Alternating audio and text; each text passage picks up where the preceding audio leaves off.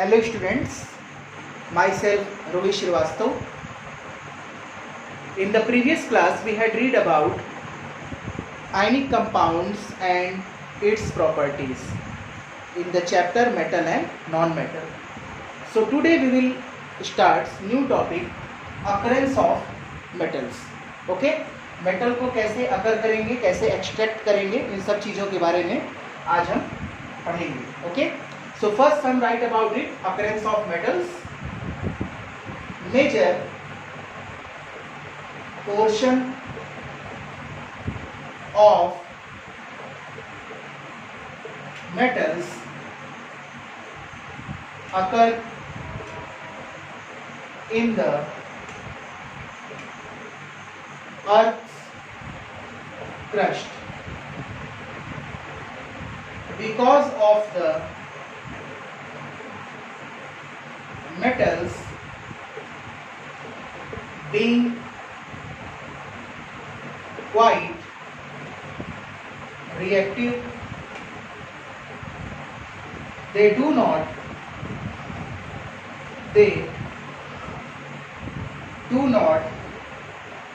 occur as free elements in nature, so they are formed in combined state as chloride, sulfides and oxides, etc. Okay, only a few low reactive metals such as copper, silver, platinum and gold occur in their free state. Okay, तो हमने यहाँ क्या लिखा कि major portion of metals occurs in the earth crust. Metals के major portion, कई सारे portion earth crust में पाए जाते हैं. बिकॉज ऑफ द मेटल्स, क्योंकि metals being quite reactive, metals की जो टेंडेंसी है वो ज़्यादा रिएक्टिविटी शो करते हैं, बहुत ज़्यादा रिएक्टिव होते हैं. They do not occur as free elements in nature, इसीलिए वो फ्री स्टेट में एग्जिस्ट नहीं कर पाते हैं. वो किसी न किसी के साथ कंबाइंड स्टेट में ही एग्जिस्ट करते हैं. ओके, उनको कंबाइंड स्टेट में ही इजी रहना इजी लगता है, इसलिए वो एग्जिस्ट करते हैं कंबाइंड स्टेट में. ओके, कंबाइंड स्टेट में एग्जिस्ट करने का जो मतलब है, जैसे क्लोराइड्स, सल्फाइड्स या ऑक्साइड्स के साथ वो इजी वे में एग्जिस्ट कर सकते हैं. ठीक है, only a few low reactive metals, लेकिन कुछ लो रिएक्टिव मेटल्स हैं जैसे कि कॉपर, सिल्वर, प्लैटिनम, गोल्ड, वह फ्री स्टेट में एग्जिस्ट कर सकते हैं. ठीक है, यह था हमारा occurrence of metals. Next topic है हमारा mineral and ores.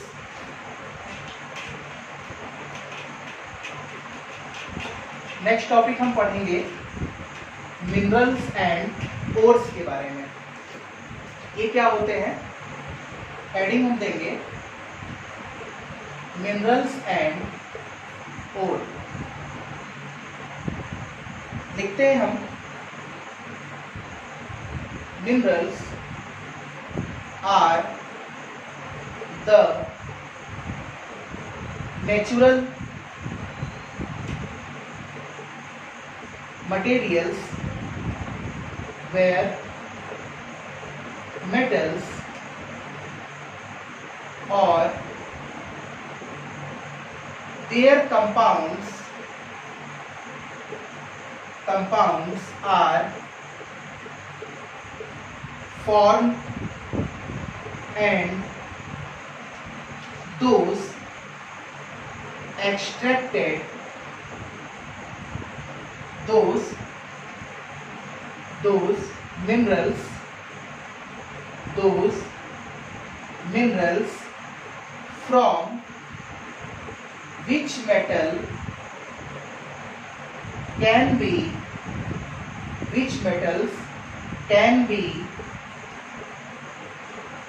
extracted conveniently and profitably are ores। Okay ना। मिनरल्स क्या है? एक नेचुरल मटेरियल्स है वेयर मेटल्स और देयर कंपाउंड्स आर फॉर्म, जहां पर मेटल और उनके कंपाउंड फॉर्म होते हैं। ठीक है। And those minerals from which metals can be extracted conveniently and profitably are ores. और उन मिनरल्स में से अगर हमें मेटल को एक्सट्रैक्ट करना है तो वह मेटल्स जो आसानी से और कम खर्च में हमें एक्सट्रैक्ट हो जाए, मिल जाए, उसे हम क्या कहते हैं? ओर्स। यानी उन ओर्स में से मेटल्स को एक्सट्रैक्ट करना, उसे हम कहते हैं मिनरल। और मिनरल में से हम मेटल को एक्सट्रैक्ट कर रहे हैं कम खर्च में और प्रॉफिटेबली, उसे हम कहते हैं ओर्स। ओके। एक नोट्स लगाते हैं हम यहाँ पर फर्स्ट पॉइंट में, ऑल मिनरल्स आर नॉट ओर। सभी मिनरल ओर नहीं हो सकते। ठीक है। इसका कुछ एग्जांपल हम देखते हैं। मान लीजिए हमने जिंक के कुछ मिनरल्स लिए। फर्स्ट लिया हमने ZnNO3 का ट्वाइस जिंक नाइट्रेट, सेकंड लिया जिंक कार्बोनेट, थर्ड लिया Zn जिंक साइनाइड ZnCl का ट्वाइस, फोर्थ हमने लिया ZnS जिंक सल्फाइड, फिफ्थ हमने लिया ZnCl2, सिक्स्थ हमने लिया ZnBr2 और लास्ट हमने लिया ZnI2। ठीक है ना। तो हमने यहाँ क्या देखा कि हमने कुछ मिनरल्स लिए जिंक के, जहाँ फर्स्ट हमने लिया क्या? जिंक नाइट्रेट, सेकंड हमने लिया जिंक कार्बोनेट, थर्ड हमने लिया जिंक साइनाइड, फोर्थ लिया जिंक सल्फाइड, फिफ्थ लिया जिंक क्लोराइड, सिक्स्थ लिया जिंक ब्रोमाइड और सेवन्थ लिया जिंक आयोडाइड। अब इसमें से हमको जिंक को एक्सट्रैक्ट करना है। ठीक है ना। इन मिनरल में से हमको जिंक को एक्सट्रैक्ट करना है कम खर्च में। मान लीजिए कि हमें जिंक नाइट्रेट से जिंक को निकालना हो और इसका जो खर्च आ रहा है कम से कम 2000 पर kg आ रहा है। ठीक है। जिंक कार्बोनेट में से हमको निकालना हो जिंक को, तो इसमें जो हमारा खर्च आ रहा है वो 1500 पर kg आ रहा है। ठीक है ना। मान लीजिए जिंक साइनाइड में से हमको निकालना है, तो मान लीजिए जिंक कार्बोनेट से हमको निकालना है तो 500 पर kg, और जिंक कार्बोनेट में से हमको जिंक को निकालना है तो 1500 पर kg इसका अमाउंट आ रहा है। ठीक है ना। और यहाँ हमने जिंक सल्फाइड लिया, यहाँ से हमको जिंक निकालना हो, एक्सट्रैक्ट करना हो, तो ये खर्च आ रहा है 600 पर kg। ओके। जिंक क्लोराइड में से हमको जिंक को एक्सट्रैक्ट करना हो तो ये खर्च आ रहा है 1200 पर kg। ठीक है ना। 1200 रुपीज़ पर kg।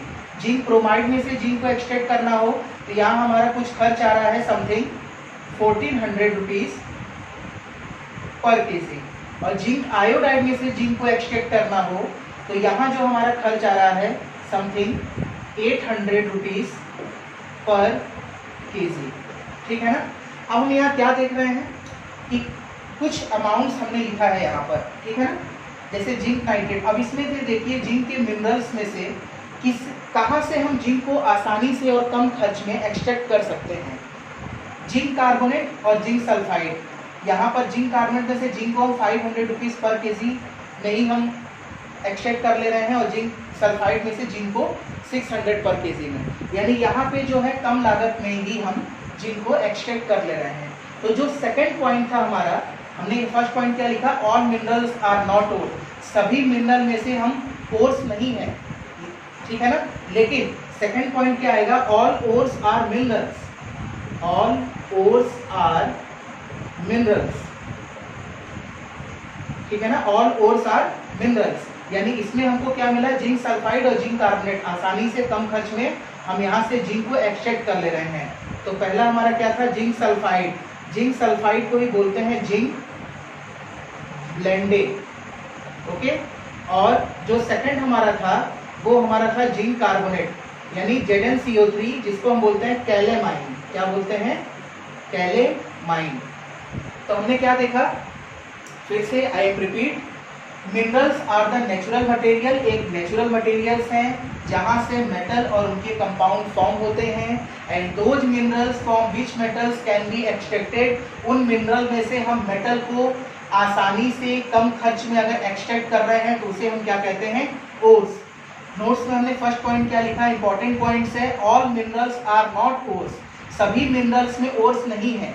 जैसे हमने जिंक के कुछ मिनरल्स यहाँ पर लिए और उसमें से हमको जिंक को आसानी से कन्वीनियंसली एंड प्रॉफिटेबली वहाँ से एक्सट्रैक्ट करना है। हमने कुछ अमाउंट्स लिखा, 2000 पर केजी, 500 रुपीज़ पर केजी, 1500 रुपीज़ पर केजी, 600 रुपीज़ पर केजी, ये सब अमाउंट लिखे। और हमने क्या देखा, इन सभी सारे मिनरल्स में से जिंक सल्फाइड और जिंक कार्बोनेट, यही दो एक ऐसे मिनरल्स हैं जहाँ से हम जिंक को आसानी से कम खर्च में कन्वीनियंसली एंड प्रॉफिटेबली एक्सट्रैक्ट कर सकते हैं। ओके, तो हमने यहाँ सेकंड पॉइंट क्या लिखा, ऑल ओर्स आर मिनरल्स, लेकिन सभी ओर्स मिनरल्स हैं। तो हमने यहाँ जिंक सल्फाइड से जिंक को निकाला, तो इसे हम कहते हैं जिंक ब्लेंडेड। और सेकंड पॉइंट हमने क्या लिखा, जिंक कार्बोनेट, जहाँ से हमने जिंक को एक्सट्रैक्ट किया उसे हम क्या कहते हैं? कैलेमाइन। ठीक है ना, ये ओर्स के नाम हो गए। ठीक, तो ये हमारा रहा मिनरल्स एंड ओर्स। ओके।